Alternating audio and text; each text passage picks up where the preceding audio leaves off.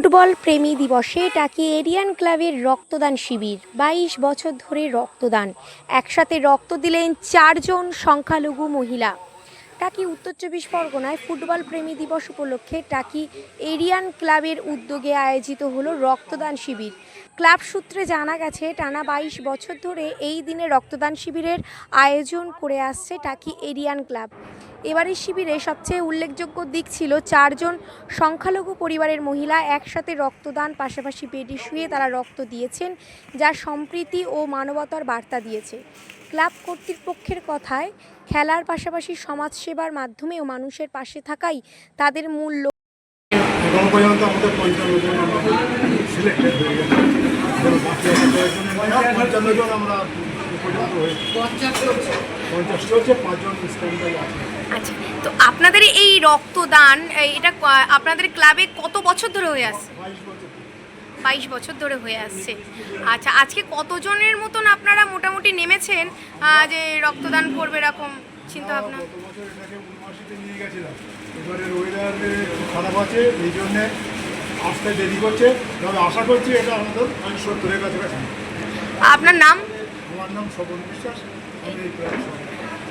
অনুষ্ঠানের মহত্ব থেকে সবথেকে বড় বিষয় যেটা, আমরা যে দিনটাকে নির্দিষ্ট করে রক্তদান শিবিরটা পরিচালনা করি, সেটা হচ্ছে একটা খেলার মাঠে খেলাকে কেন্দ্র করে দুর্ঘটনা ঘটার জন্য আমরা খেলাপ্রেমী 16 জন মানুষকে 1980 সালে হারিয়েছিলাম। সেই ঘটনার পরিপ্রেক্ষিতে তারপরে আইএফএফ থেকে নির্দিষ্ট এই দিনটাকে তাদেরকে স্মরণ করে তাদেরকে শ্রদ্ধাঞ্জলি জানানোর জন্য রক্তদান শিবিরের আয়োজন করে কুড়িগ্রাম অনুশীলন কেন্দ্রে। সেখান থেকে আরও পরবর্তীকালে আমরা আগ্রহী হওয়ার জন্য যারা খেলাধুলোর ক্লাব, সেই সকল ক্লাব যারা ওনাদের সাথে যোগাযোগ করেন, তারা পরবর্তীকালে এই একই দিনে একইভাবে ওনাদের অনুমতি নিয়ে, ওনাদের অনুমতি সাপেক্ষে, যেটাকে আমরা বলি আইএফএ অনুমোদিত আমাদের এই রক্তদান শিবির, সেইটা আমরা 22 বছর ধরে, আজকে এই 22 বছরে পদার্পণ করলো। 22 বছর ধরে আমরা এই নির্দিষ্ট দিনে আমরা রক্তদাতাদের আগ্রহের পরিপ্রেক্ষিতে, খেলাপ্রেমী মানুষের আগ্রহের জন্য বিশিষ্ট ব্যক্তিদের নিয়ে আমরা এই দিনটাকে স্মরণ করে তাদেরকে শ্রদ্ধা জানিয়ে, শ্রদ্ধাঞ্জলি জ্ঞাপন করে আমরা এই অনুষ্ঠানটাকে পরিচালনা করি। আপনার নাম?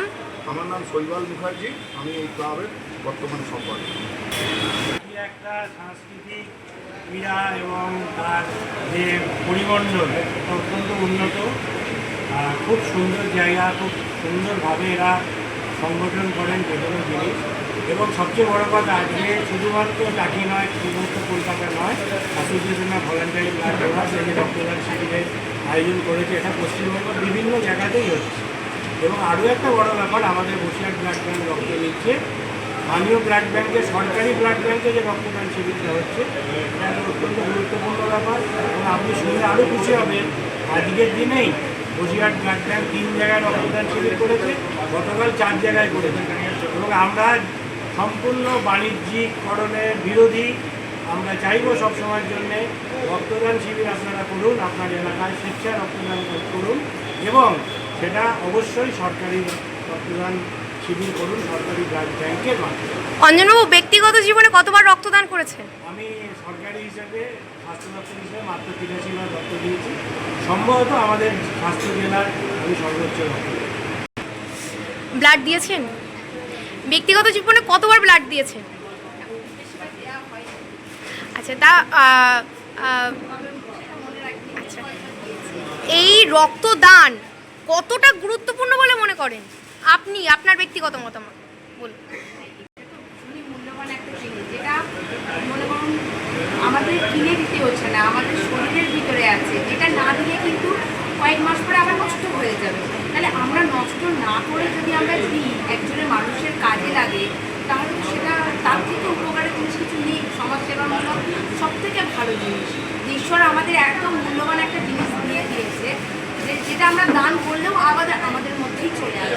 মানে শিক্ষাকে দান করলে যেমন আরও বাড়ে, রক্ত দান করলে কিন্তু আমার বাড়ে, তাহলে কেন দেবো না? আমি সবাইকে বলবো যে এরকমভাবে সরকারি জায়গায় যেন রক্তদান করে। আমিও করেছি, আমার স্টুডেন্টদেরকেও বলবো যে তারাও যেন করে, একটু এগিয়ে আসে, সমাজের পাশে এভাবে দাঁড়ানো যায় অনেকভাবে, আর্থিকভাবে না দাঁড়ানো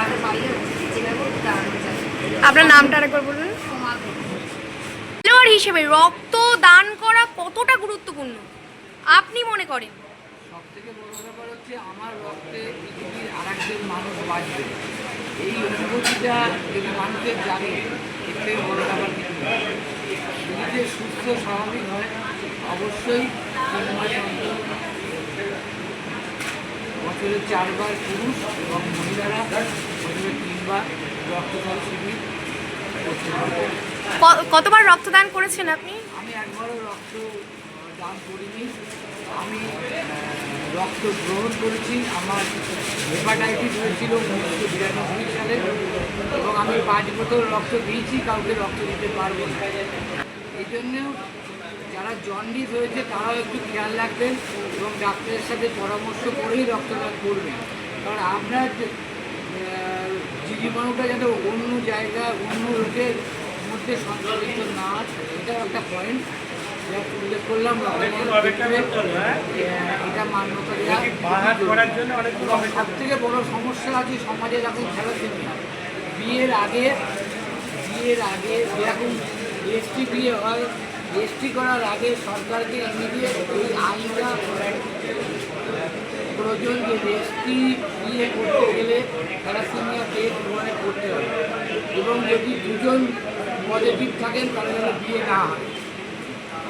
এইগুলোকে গভর্নমেন্টে এগিয়ে নিয়ে যেতে হবে এবং থ্যালাসেমিয়া প্রত্যেকটা স্কুলে সরকারিভাবে ফ্রি টেস্ট করে দেওয়া উচিত।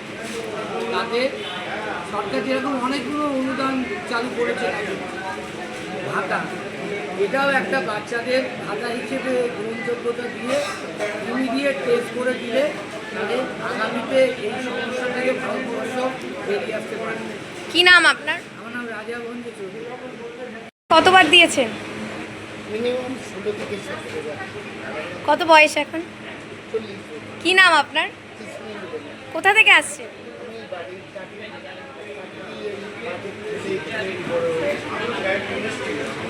কতবার ব্লাড দিয়েছেন? আর কোথায় বাড়ি? টাকি কত নম্বর ওয়ার্ডে? কি নাম আপনার?